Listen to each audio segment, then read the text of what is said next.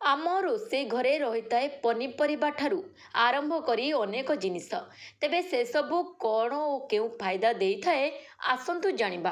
पनीपरिबा मध्यरु अदा रही तेबे जड़े मनीष अदा खाइबा द्वारा कौन लाभदायक होता है आसतु जानिबा।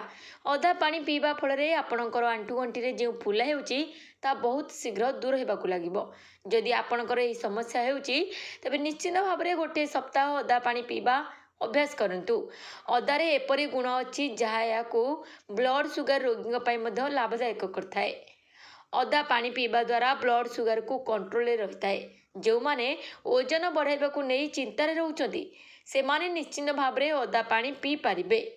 तेबे आपण सकाळु उठी खाली पेटरे अदा पानी पीवा अभ्यास करिबा द्वारा आपणक बेली फैट कम हेबा सह मेटाबॉलिज्म त्वरान्वित हेबो।